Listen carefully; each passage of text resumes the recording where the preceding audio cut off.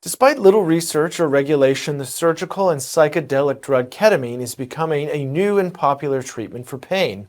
This has some experts worried that we may be repeating mistakes that led to the opioid crisis in overprescribing a questionable drug with significant safety and abuse risks. A Duke University pain specialist said that her colleagues tracked 300 patients receiving ketamine, with more than a third of them reporting significant side effects, including hallucinations, troubling thoughts, and visual disturbances. Joining us now to discuss the increased use of ketamine is Dr. Abhishek Raut, Medical Director at Appletree Medical Group. Dr. Raut, thank you very much for sitting down with us today. Great to be here, David. So, what exactly is ketamine being prescribed for or used for in Canada? Well, in Canada, ketamine is primarily prescribed for its approved medical use as an anesthetic. So we use it during surgeries and medical procedures. We also use it for induction and maintenance of anesthesia itself in some medical settings.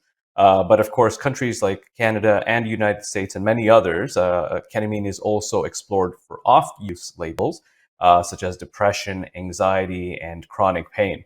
And now it's not FDA approved or anything like that for these purposes, but many Canadian healthcare professions consider it as a very strong potential therapeutic treatment, especially for individuals who haven't responded well to other therapies.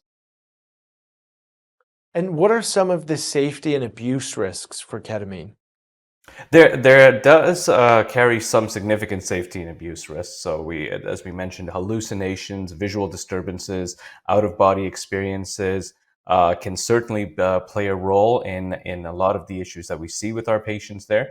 At high doses, we can see bladder damage, long-term neurological effects as well. And of course, there's this potential for abuse that we see as well, because it can induce a dissociative psychedelic state, which can make it attractive to some individuals as well. And do you share the view that the medical community could be repeating some of the mistakes that led to the opioid crisis? And if so, what are those mistakes? I think this is a very valid concern that the medical community should be very careful about repeating some of the mistakes that happened in the opioid crisis. I think one of the key mistakes in the opioid crisis was overprescribing of opioids for pain management without really the accurate research and evidence to back that up in terms of long-term safety and efficacy. So oftentimes when we see a new product, this rush to adopt it is certainly an issue that we have to look. And what we want to do instead is to make sure we have that extensive research on ketamine before we push forward.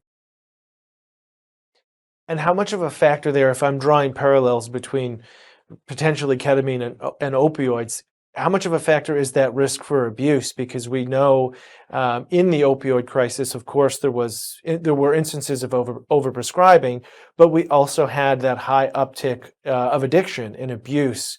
Is that where you see part of a potential problem maybe down the road?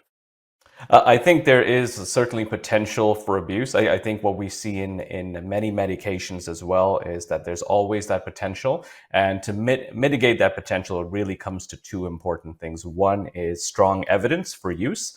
And second is patient and physician education on it. So if we have those two factors, we can really mitigate that potential. And while there have been some concerns about overprescribing and addiction, there have actually been some promising results regarding ketamine and the treatment of trauma, like PTSD. Can you walk us through how ketamine is used in those instances? Absolutely. It's something that a lot of us are very excited about as well. So, ketamine in this context would be typically administered in a controlled medical setting, maybe through an IV infusion. And then they would also go through trauma related therapies over time. So, that effect allows the patient to really experience a dissociation or a sense of detachment from those traumatic memories, and that can help them learn, explore, and process through these memories in a very controlled and less distressing manner.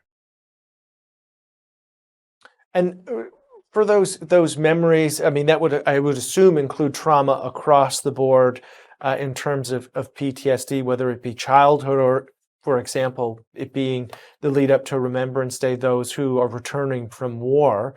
Are the results so far, or at least from what we can see, showing that people are recovering when they use ketamine?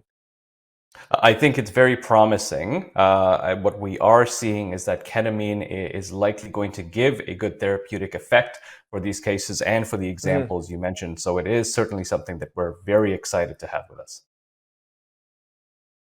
Well, Dr. Raut, thank you very much for sitting down with us again on Forum Daily. We really appreciate you taking the time. Thanks so much for having me.